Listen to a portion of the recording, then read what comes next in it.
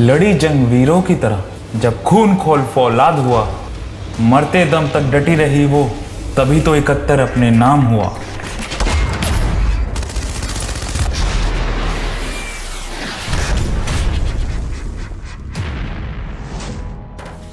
उन्नीस सौ 71 में भारत पाकिस्तान जंग के दौरान एयरफोर्स की ओर से जो पराक्रम दिखाया गया था वो इतिहास के पन्नों में स्वर्णिम अक्षरों में दर्ज है। भारतीय वायुसेना के कौशल से कौन परिचित नहीं है। वीर गाथाओं में 1971 में एयरफोर्स के लिए लड़ने वाले विंग कमांडर विजय कार्निक सर, जिनकी बहादुरी और पराक्रम से पाकिस्तान के मंसूबे कामयाब ना हो सके। आज मैं जो आपको बताने जा रहा हूं वो कहानी सिर्फ विंग कमांडर विजय कार्निक की नहीं है।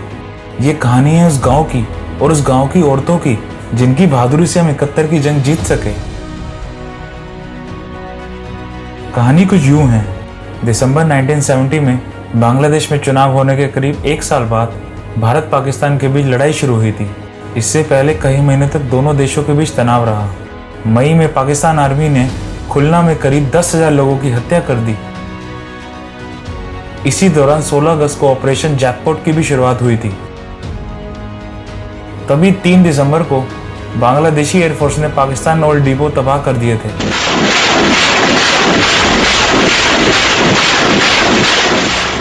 तीन दिसंबर को ही पाकिस्तान एयरफोर्स ने पश्चिमी भारत के एयरफील्ड को निशाना बनाकर हमला शुरू कर दिया था। भारत ने तुरंत जंग का ऐलान करते हुए 4 दिसंबर को पूरी मुस्तैदी से इसका जवाब दिया। 4 दिसंबर को लोंगेवाला की लड़ाई लड़ी गई। इस दौरान भारतीय सेना ने बहादुरी का परिचय देते हुए कराची पोर्ट को बड़ा नुकसान पहुंचाया। करीब 10 दिन की लड़ाई के बाद 16 दिसंबर को मीर बहानी ने ढाका को अपने कब्जे में ले लिया और उसके बाद ईस्ट पाकिस्तान आर्मी ने बिना किसी शर्त के सरेंडर कर दिया और बांग्लादेश आजाद हो गया। ये तो बात जंग की शुरुआत और अंत की थी। भारत जैसे विशाल देश में ऐसे कई हीरो हैं जिनकी कहानियां हम तक नहीं पहुंची हैं, लेकिन वास्तव में वो हमारे देश की आन बान और शान की खातिर हमारे देश के लिए अपनी जान देने को कभी पीछे नहीं हटे। वही कुछ ऐसे भी हैं जिनके जिंदा होने के बावजूद आज भी गुमनामी में डूबे हुए हैं। आज मैं आपको ऐसी कहानी सुनाने जा रहा हूं जिसको सुन के आपको विश्वास नहीं होगा, लेकिन सबसे पहले अगर आपने सब्सक्राइब नहीं किया तो इस चैनल को सब्सक्राइब जरूर कर लेना। क्या एक गांव की महिलाएं भारत को पाकिस्तान के अगेंस्ट वॉर जिता सकती है? इम्पॉसिबल लगता है ना, लेकिन ये रियल स्टोरी है। ये कहानी है भुज की। अभी हाल ही में इस स्टोरी पर एक फिल्म भी आ रही है जिसका नाम है भुज द प्राइड ऑफ इंडिया। आज मैं आपको इस वीडियो में फिल्म की रियल स्टोरी बताऊंगा, जिसको सुन के आपका सीना गर्व से चौड़ा हो जाएगा। 1971 में हुई वॉर सिर्फ भारत के लिए ही नहीं, पूरे एशिया के लिए इंपॉर्टेंट थी, क्योंकि इस वॉर में भारत ने जीतकर 7.5 करोड़ बांग्लादेशी लोगों को आज़ादी दिलाई थी।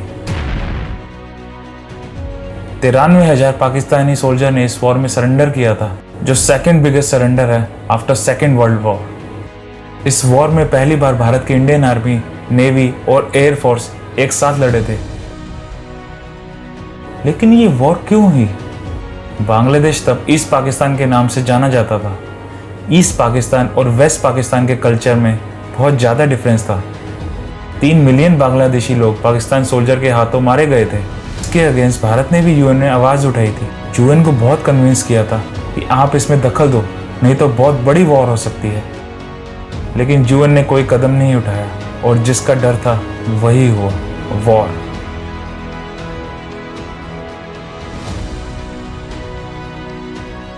आठ दिसंबर को पाकिस्तानी एयरफोर्स ने भारत की 12 फ्रंटलाइन एयर स्ट्रिप्स पर एयर स्ट्राइक की। जिसकी ताकतवर एयरफोर्स होती थी वही वॉर में डोमिनेट करता था, और भारत ने 1965 की जंग इसी एयरफोर्स के दम पे जीती थी। इसलिए पाकिस्तान हमारी एयरफोर्स को वीक करना चाहती थी। पाकिस्तान ने सोचा अगर भारत का एक भी फाइटर प्लेन उड़ेगा ही नहीं तो ये लोग वॉर में कैसे जीतेंगे। इस सब प्लानिंग के बाद पाकिस्तान ने भुज की एयर स्ट्रिप्स पर 14 बॉम्ब ड्रॉप किए। इसमें हमारे फाइटर जेट तो बच गए, लेकिन पूरी एयर स्ट्रिप्स डिस्ट्रॉय हो गई, और बिना एयर स्ट्रिप्स के प्लेन किस काम के। एयर स्ट्रिप्स को रिकंस्ट्रक्ट करना बहुत ज़रूरी था। इंडियन आर्मी और बीएसएफ के जवानों को मिला के भी टोटल 110 ही लोग थे, और जिस काम को महीनों लगने चाहिए थे उस काम को करने में सिर्फ कुछ घंटे थे। तभी स्क्वाड्रन लीडर विजय कार्निक सर ने एक रिस्की डिसीजन लिया। भुज के पास ही मादापार नाम का एक गांव था। उन्होंने तब वहाँ के लोगों से अपील की और एयर स्ट्रिप्स की इम्पोर्टेंस को समझाया, और उसके बाद बिना किसी हिचकिचाहट के 300 महिलाएं एयर स्ट्रिप्स रिपेयर करने के काम में लग गई। आप खुद सोचिए, ऊपर से बम के गोले दागे जा रहे हैं और नीचे महिलाएं एयर स्ट्रिप्स को कंस्ट्रक्ट करने में लगी हुई हैं। ये काम इतना आसान नहीं था। तब सारी औरतों ने ग्रीन साड़ी पहन के काम किया ताकि वो किसी को दिखाई ना दें और एयर स्ट्रिप्स क्लियरली विजिबल ना हो, इसलिए काव डंग का भी इस्तेमाल हुआ। और आप मानेंगे नहीं, सिर्फ 72 घंटे में एयर स्ट्रिप्स तैयार कर दिया गया। इन सब महिलाओं को पता था कि उनकी जान को खतरा है।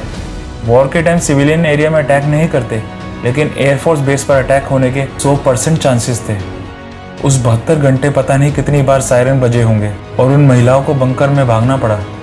याद रखना, वो सब एक ट्रेंड सोल्जर नहीं थी, वो सब एक माँ थी जो अपने बच्चों को पड़ोसियों के पास छोड़ के आई थी, और उन्हें ये भी नहीं पता था कि वो वापस आ भी पाएंगी या नहीं। इन महिलाओं ने सिर्फ एयर स्ट्रिप्स के गड्ढे नहीं भरे, इन्होंने हमारी एयरफोर्स को उड़ने के पंख दिए। विजय कार्निक सर के लीडरशिप में वॉर फिर से हुई। ये वॉर सिर्फ 13 दिन तक चली। 16 दिसंबर आते आते पाकिस्तान के हाथ फूल गए और उसने हथियार डाल दिए।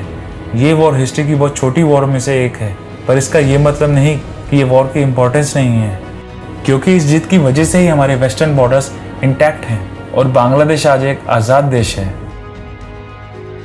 इन महिलाओं के सम्मान में हमारी प्राइम मिनिस्टर इंदिरा गांधी जी 3 साल बाद उनको मिलने गई और उनको थैंक यू कहने के लिए कुछ गिफ्ट्स भी ले गई, लेकिन उन महिलाओं ने उन गिफ्ट्स को बिल्कुल एक्सेप्ट नहीं किया।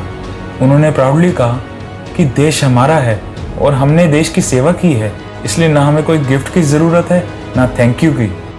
भुज की कहानी में एक नहीं, कई कहानियाँ हैं और कई हीरोज़ हैं। इन महिलाओं की कहानी, विजय कार्निक सर की कहानी। तो इस कहानी से हमें क्या सीख मिलती है? दोस्तों, जैसे भगवान राम को लंका तक पहुंचाने में जंगल के हर प्राणी ने मदद की थी, बेसिकली एक इम्पॉसिबल टास्क को पॉसिबल करके दिखाया था। इसलिए हम जब अपनी कैपेसिटी से देश के लिए कुछ करते हैं, जैसे किसी गरीब की मदद करना या पेड़ों को पानी देना, तब हम देश के गड्ढे भरते हैं और उसे फिर से उड़ने का मौका देते हैं।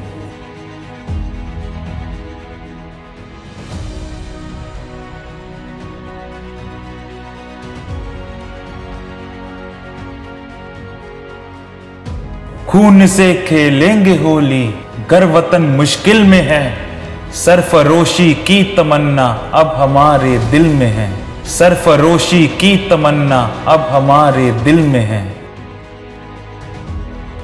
दोस्तों, आप क्या कहते हैं इन भारत के वीर सपूतों के बारे में? और अगर आपको मौका मिले तो भारत के लिए आप क्या कर सकते हैं, कमेंट बॉक्स में ज़रूर बताना। और ऐसी और अमेजिंग वीडियोस के लिए लाइक, शेयर, सब्सक्राइब ज़रूर करना।